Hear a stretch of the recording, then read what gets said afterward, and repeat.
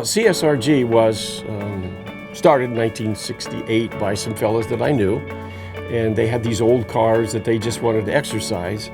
And it got bigger and bigger, and more people got old cars that were no longer able to be competitive in the current years that they were racing. And so CSRG has been a leader in keeping the cars original.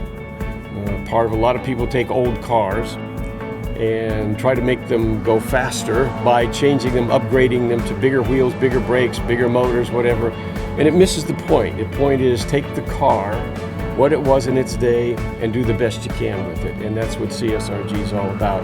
We also have a wonderful group of people that my wife kids me about, that if I ever quit racing, I'm going to lose half of my friends, and that's probably the truth if I don't come to the races anymore. So, but it is a place that's friendly. It is a place that you can race and go fast. It is a place you can be competitive. It also is a place where you can be respectful of the cars and their value and their history. And I think that's what's really important about CSRG. I am fortunate enough to race with some really close friends, and we've raced together for many years, and it's just the best thing in the world to be on track with your good buddies, dicing it up.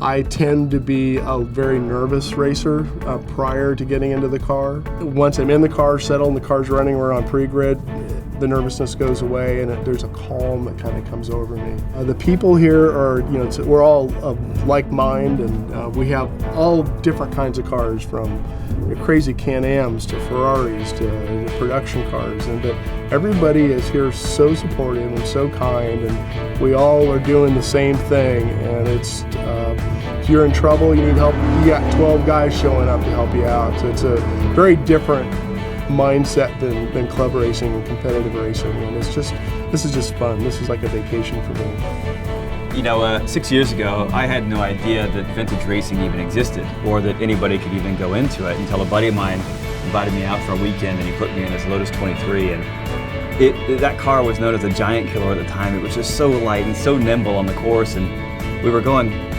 bumper to nose against this Ferrari Testarossa from the 60s, and it was just one of the most amazing experiences. All the elevation changes and the blind turn corners, and I loved it. 60 days later, I was hooked, and I bought my own car.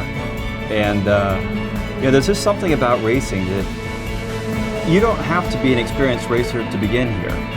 You just have to have a passion for it and want to learn. And when I first came out, I didn't even know how to drive the car at all. I mean, even just starting up the car without stalling was a challenge to me. And I remember one of the first weekends I was out here, on the second day, was the first time that I finally started it without stalling. And I got a standing ovation from the pit crew, and it was just like, finally, I was going to be able to do something. But every time you come out, you learn something. You learn something on the track, and you learn something from your other friends. And that's one of the greatest things about vintage racing, is that everybody's actually there to help you learn. And now when I drive up, it's an entirely different experience. When you hear the roar of the engines out there, when they strap me in the car, when you fire up your own engine, when you're going down the front straightaway and they wave that green flag, you feel alive like nothing else can make you feel alive. And that's why I'm hooked on racing. So 5 years into it, I can't believe that it took me so long to get into it, and I couldn't imagine ever stopping.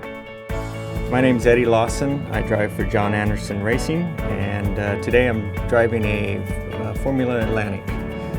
And sometimes I drive a Wolf F1 car, and just met the nicest people doing this and really enjoy it. I come from a motorcycle background, but that was pretty high pressure back in the day, Grand Prix racing. But this is just, it's relaxed, and it's just a lot of fun.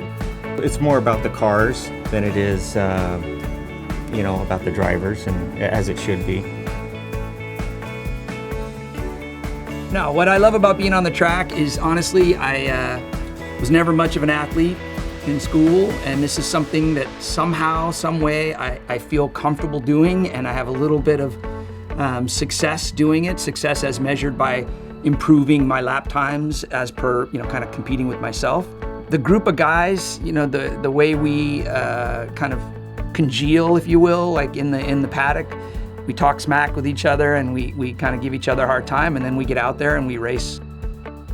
What I like about racing with CSRG out on the track is that, again, it's the consistency. It's like you see these guys year in and year out event in and event out, and you know, it's like, oh, I know how this guy's going to turn into this turn. Oh, I know where he's going to break here. And same with me, I assume. So we all know each other, and there's a familiarity to it, and that adds to the safety, which adds to the fun.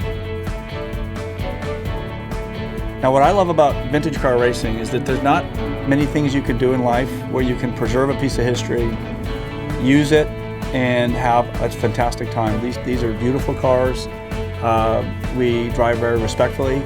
We're having a great time driving at whatever level we're comfortable at, and we're keeping cars going that otherwise would have no life, no role. The way I got involved is I started coming to the races. We have 4 events a year, 2 at Sonoma, 2 up at Thunder Hill in Willows.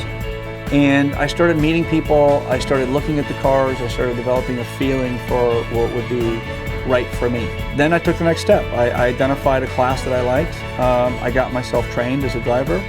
I bought a car and just got involved. I think you'll find that it's a really great bunch of people, and these occasions are like little motorsports festivals. They're really fun to be at.